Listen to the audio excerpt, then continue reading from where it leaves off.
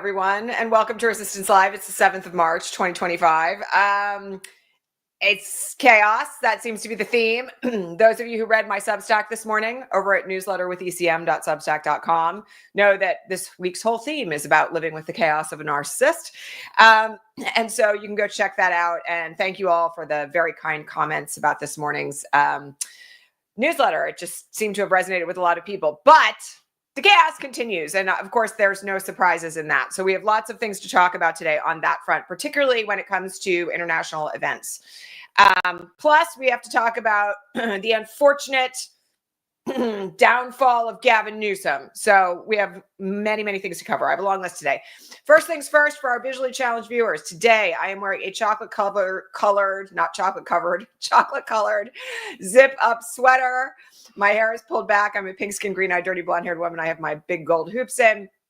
And as always, I'm in front of my bookshelf and my yellow utility cart and the big cushy chair. And I am coming to you from occupied, unceded Muncie, Lenape, and Mohican land. Gratitude to the original custodians of the land on which I live and work. Okay. Late last night, Trump decided out of nowhere that the tariffs are off. And this was after, in the middle of yesterday, deciding that they were off for Mexico after he talked to President Sheinbaum of Mexico, who for some reason was able to say to him, like, stop it. And not really for any reason that we're kind of like aware of.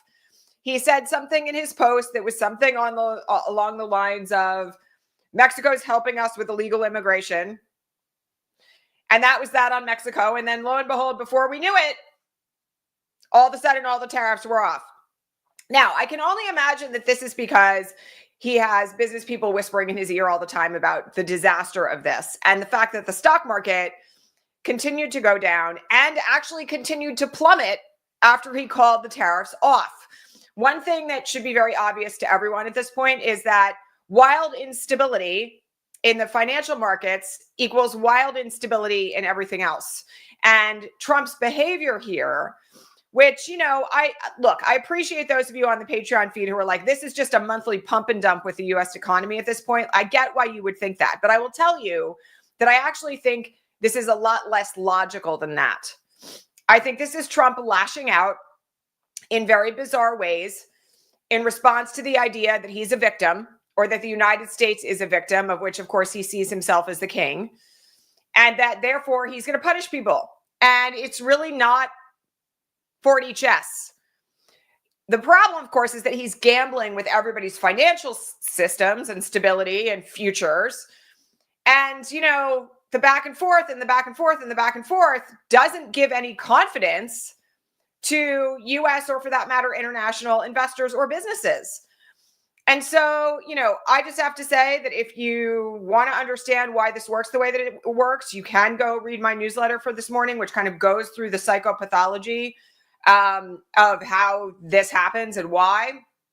But I also just want everybody to be aware that I think things are going to be a lot more unstable in the coming days and weeks. Now, I'm not the first person to point this out, but Cheryl and Eiffel last night on Blue Sky went in on what a bad week it's been for Trump, that he has flipped on tariffs, that he has been called out for thanking John Roberts, which he also, Chief Justice of the Supreme Court, which he also walked back yesterday in a really weird post on Truth Social, where he claimed that what he was thanking John Roberts for after the pseudo State of the Union was just for swearing him into office at the inauguration. That's clearly not what was going on there. And yet he knows he's taken a lot of heat for it. He also did this very strange thing yesterday, which is that he essentially levied the full weight of the federal government against the law firm Perkins Coie. Why? Well, Perkins Coie has been the law firm that has represented a lot of folks who are currently suing the U.S. government. They also did work for Hillary Clinton in 2016. He is now ordered, essentially, the Equal Employment Opportunity Commission to investigate whether or not Perkins Coie has diversity and inclusion programs. He's ordered an investigation into whether or not any lawyers at Perkins Coie have security clearances. He's asked for an evaluation of any federal government contracts that could relate to Perkins Coie. It's crazy, just crazy. And all it is kind of relentless lashing out. And, all of this is a sign that he knows that what he's doing is causing people to get very, very, very worried. And so we don't know how this is going to go. I can't make you any promises that this is going to like change any of his behavior for the better, because that's not how narcissists work. They don't actually get better. They only get worse. But nonetheless, I think it's pretty clear that he's had a really, really messed up week. And then we have to cap it all off with what happened this morning. You want to talk about weird. Okay, so in case you missed the breaking news this morning, well, let's just back up for a second. It was a week ago this afternoon that the chaotic, truly insane meeting between Zelensky and Trump and Vance took place in the Oval Office. After Trump threw Zelensky out of the White House, and subsequently, Zelensky went to London and met with Keir Starmer, and Justin Trudeau flew over, and there were these emergency meetings of all the European leaders on how they were going to back up Ukraine, thanks to everything that Donald Trump did. Putin and Russia engaged in a renewed bombing campaign where literally like they sent rockets into civilian neighborhoods and murdered dozens of Ukrainians. Okay. This morning, clearly feeling the heat somehow for all of the press that says like he's in bed with Putin, he's doing Putin's dirty work, you know, like we've capitulated to the enemy. This morning, Trump said that now he's going to consider high-end sanctions against Russia. Now, I kind of will believe this when I see it, but the reason why I mention it is because it is a sign of how unstable he is right now, like truly unstable. Because you don't tell Zelensky that he should be thanking Putin for invading him one week and then come back the next and say that, you know, Putin should be sanctioned and his oligarchs should be sanctioned for bombing Ukraine when they've been doing it for 3 freaking years. So all of this is wild. And, you know, the other thing I will just say here is I think we really need at this point to stop attributing any logic to this. I would go so far as to say it's not even done for the drama, right? I think he's flailing. I think this is the chaos that comes with malignant narcissists in decline. And, you know, all of this is something that, again, does not bode well for national security, does not bode well for economic stability, doesn't bode well for our alliances, which are at the moment being entirely reconfigured on the international stage without us being involved. And so, I don't know, man, we're going to have to see where this lands, but I will tell you that he's feeling the heat. And the good news about that, by the way, is that some of that has to do with us. Because we've got now people like Senator Lankford, notorious Trump lover, except in a couple of limited instances, who is talking about the fact that the closing of federal facilities in his state is causing deep harm to his constituents. And went so far as to post on X that he's advocating to the administration to stop closing federal facilities in his state. Like, the chaos is hitting everybody. And that includes like red states and Republicans and their constituents. So it's really important that we continue to make our voices heard. Okay. I know for years, those of you living in red states were like, there's no point in calling my Republican senator or my Republican rep. Right now, it matters more than it ever has. If you live in a jurisdiction, in an area like, you know, where you have a MAGA rep, you better be on the phone to that person every single goddamn day. Pardon my French. They need to hear from us. Nobody voted for Elon Musk. Nobody voted for all these wild illegal firings out of the federal government that are tanking local economies. Nobody voted for this. And again, that message is really critical right now because it's not going to take very much to stop this train if Republican senators and Republican reps with these tiny, slim majorities in the Senate and the House decide they've had enough. That's the point where we start looking at things like investigations and maybe even impeachment if enough of the House Judiciary members decide that they're not on board. And I will tell you one other thing, like getting Elon Musk out of government and being really, really loud about like our desire for that to happen can be leveraged through the Republican Party if there's just a slim number of them that decide it's really not okay. So please make sure that you are picking up the phone and do it on a daily basis. All right. Okay, we have to talk about the absolute show of Gavin Newsom's interview yesterday with Charlie Kirk. I have to say, former Californian, I lived there for 6 years, always felt, with few minor exceptions, in the way that Gavin Newsom handled like the housing crisis there, which was not ideal in terms of addressing unhoused folks. But nonetheless, other than that, I was pretty pleased. Yesterday, I lost all respect for that man. All respect. He had Charlie Kirk as his first guest on a podcast, and he agreed with Charlie Kirk, who, let's just make it very clear. Charlie Kirk is one of the most far right-wing neo-fascist figures in America, period. Gavin Newsom agreed with Charlie Kirk that trans athletes should be denied their rights, that trans kids should be denied gender-affirming care. What the absolute F? And I just have to say that, there are some very big indicators right now that throwing trans folks under the bus is a losing strategy for Democrats. But on top of it, I don't even know why you would platform Charlie Kirk, let alone if you've been signaling left, right, and center for the last year and a half that you're planning to run for the presidency in 2028. Why would you do that?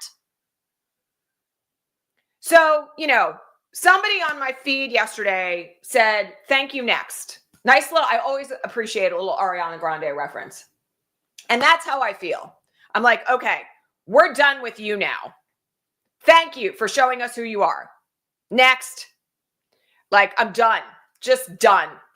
There's no coming back from that in my book. And, for a lot of different reasons, but, mostly because this thing of trans folks should be sacrificed because, we're trying to get moderate voters over to us. And, by the way, can I just say something? The polling on trans rights is actually really good for the people who are standing up for it.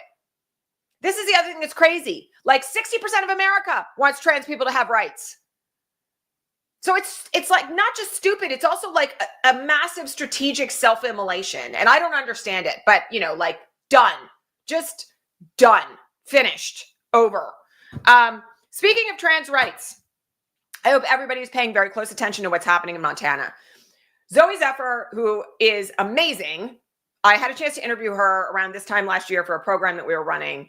She is a miraculous legislator, and she's now one of 2 trans legislators in the Montana House of Representatives. She and the other rep, who is S.J. Howell, is that rep's name, have been giving very passionate speeches on the floor of the House against anti-trans legislation. And you know what they've managed to do with that advocacy? They are flipping Republicans to the trans rights side of the fence. There were 2 votes in the last 48 hours on bills that were designed to strip trans Montanans of all rights in different ways. The first one, they flipped 20 Republicans, 20 Republicans to vote against it in Montana. The second vote, they flipped 29. So this is something that I just have to kind of make very clear to folks, okay? It is unbelievable what is happening in Montana, and we have a lot to learn from it. Because the other thing that I think people need to understand is that when maybe people who don't have trans family members or don't have trans friends or don't have trans colleagues hear for the first time about what it means to be trans, what the experience of being trans is like, when they hear from a trans advocate about what their rights need to be for them to feel safe, right? Why it is that, one of these bills in Montana was trying to take trans kids away from their parents. Why that's amoral and unethical, right? Why that causes so much damage. When people actually hear this, it cuts through the garbage, right? It cuts through the propaganda and disinformation. And it makes it really unavoidably obvious how much trans lives matter in this country right now. Trans people have always been here. They will always be here. And the targeting of trans people with hate and violence and legislation must stop. But we've really got some lessons to take for what's happening in Montana. It's so critical. So critical. And I wish all Democrats would watch it. Like, watch those speeches. Look at what's happening there. Because there's this faction of the Democratic Party right now that's just like throwing trans people under the bus. History's not going to look kindly on that. I don't know, man. People may or may not be caring very much about their legacies at this moment, but I will just say that I think there's a lot of people 10 years from now who are going to look back on that garbage and be like, that's really awful. How could you be that person? So I just want everybody to be, really aware that there is movement happening in the right direction in a lot of places in this country, including places where you wouldn't expect it. And we've got a lot to learn, especially Democrats on the Hill, about the importance of really fighting for trans lives and not allowing this kind of like targeting of trans people for the sake of like scoring points with the base to be something that is allowed or even considered inside the Democratic Party. I've had enough of that, but we've spent a lot of time talking about that here on the broadcast over many, many years now. Okay. Two things about DOGE in the last 24 hours that you all should be aware of. Okay. If you happen to miss it, yet another secret baby of Elon Musk was announced this week. That's number 14. Okay. Number 13 was born to this influencer, this far right-wing influencer by the name of Ashley St. Clair, who, notwithstanding the fact that she is the mother of Elon's child, can't get Elon to answer her phones or pay child support. Okay. She sued him this week for child support. Lo and behold, yesterday, we learned that DOGE is accessing a highly confidential database inside the federal government that lists Social Security information, banking information, other data about child support. And I don't know how much more obvious it can be that, like, he's doing all of this for his own ends, right? For those who don't know, maybe you're fortunate enough that you never had to interact with somebody who owed child support. One of the consequences when people don't pay their child support is they can lose their passports. So they can't travel. They can lose any licenses that they have with the federal government. They can lose state licenses. They can lose driver's licenses. They can lose professional licenses. And that's just for starters, right? If it gets really bad, you can be arrested. Your assets can be seized, blah, blah, blah. Okay. Deadbeat dads have, there's a whole database of them inside the federal government. Who knew? Okay. I certainly didn't know this until recently, but it makes sense because if your passport is being stopped, if you can't leave the country because you owe so much in back child support, there's got to be a place inside the federal government where they're keeping that information. The other thing I happen to know, by the way, is that there's also databases for purposes of child support enforcement where they track the person's social security number so that every time they get a new job, that paycheck can be levied. Okay. So all of this, unfortunately, I know a lot about this, but all of this is a feature of how the federal government participates in making sure that deadbeat folks pay their child support or that money can be accessed. There's also the ability to seize a tax return to pay back child support as well. So all of this makes sense, but why? Why is Elon Musk going into the child support database on the same week where he's been sued for child support? Why is he doing that? What is he doing in that database where literally he has no reason to be? Even if you take the kind of garbage idea that DOGE is cutting waste, there's no waste in the child support databases. They're not responsible for paying out money.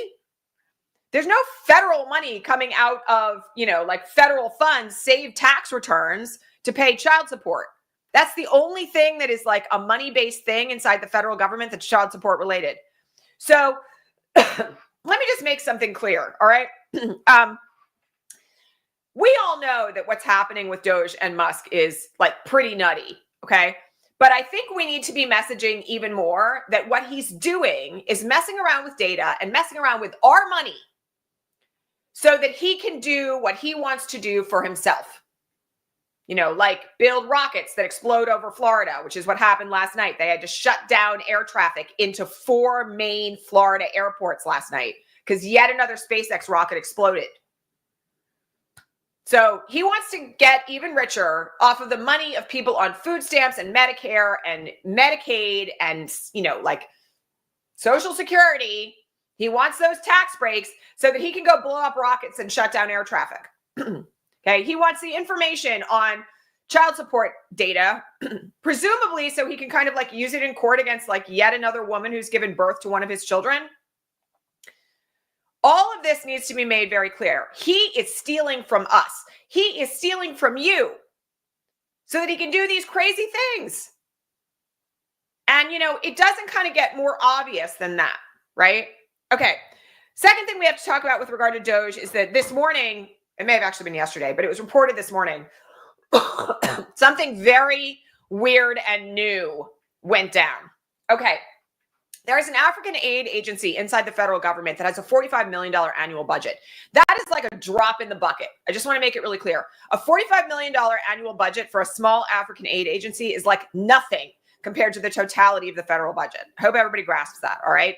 Well, apparently for some reason, probably having to do with, you know, Elon Musk being South African and, you know, an apartheid baby, for some reason, DOGE has desperately been trying to get into this aid agency for a week.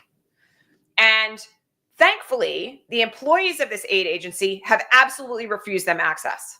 Just like we're like, nope, you and your Nazi Youth Brigade are not allowed in the door. Yesterday, they came back with the U.S. Marshals. And this is the first time that the U.S. Marshals have been weaponized by DOGE to access a federal agency. And they apparently went in, got access with the U.S. Marshals, and changed the locks. Now, again, you may think, 45 million, not that big of a deal. First of all, very big deal to the people who benefit from it. But the thing that's more disturbing about this than anything is that now the U.S. Marshals are involved. And if you were here a couple of weeks ago, when we were talking about what would happen if the courts tried to enforce an order against, let's say, Elon and the Nazi Youth Brigade, and how it was the U.S. Marshals that would be the first agency charged with enforcing those orders, that like criminal contempt arrest warrants would have to run through the U.S. Marshals. Now you might start to see the problem, because this is the first moment that we've seen the U.S. Marshals working for DOGE. And that raises very big questions about what might happen when, once again, we have an enforcement proceeding where someone says, a judge orders that Elon Musk is in criminal contempt, that Big Balls is in criminal contempt, and they need to be arrested and sent to the clink for 6 months. Who's going to do that arresting, right? Now, I want to give you all a little bit of assurance, because there are some very good legal minds out there who have written already, I believe Norm Eisen is one of them, who have written already about the fact that the inherent power to enforce orders lies with the court, with a judge, and therefore, if the U.S. Marshals won't do it, a judge could arguably empower someone else to do it, a bail bondsman, a local police department, right? So it's not totally the end of the story that if the U.S. Marshals are on the side of DOGE, enforcement is out the window. Okay, I want to make that really clear. There are other pathways that are possible here that have never been tested in U.S. history, but it raises a really red flag that the U.S. Marshals were weaponized and willing to go into this African aid agency with a crew of boys. There's like photographs of these like teenagers and young men inside an elevator inside this African aid agency, to make sure that DOGE got access to something that it is illegally accessing. They have no right to be messing around in this. Like, we've already got court orders on the fact that DOGE is way over the line. And so the next big question that, like, you know, we're going to get to test for the first time in U.S. history is what happens when a judge finds Elon or these guys, the Nazi Youth Brigade, in criminal contempt of an order. What happens then? I don't know, you guys. It kind of doesn't look all that great to me, and I'm glad there's like other routes. All right. That's it for today, my friends. If you like what we're doing here, please don't forget to comment. If you're watching on the replay, it tells the algorithm you like what we're doing. Don't forget to like this broadcast. Don't forget to subscribe if you haven't already. Share it with all your friends. If you want to support us, so that this work can continue and I can pay my team, please become a subscriber over at patreon.com/resistancelive. Subscription started as little as $5 a month. That's less than 20 cents a broadcast. It's a steal of the century. And you get to ask me questions, and you ordinarily get to join us for Progressive Coffee Hour. However, this weekend, there is no Progressive Coffee Hour because I'm going out of town with my kids to get a little bit of a break. So Progressive Coffee Hour will return a week from Sunday. We are very, very grateful for all of our Patreon subscribers, all of our subscribers here on YouTube, all of our friends in the live chat. You guys are awesome. Thank you for helping this work, make this work possible day in and day out.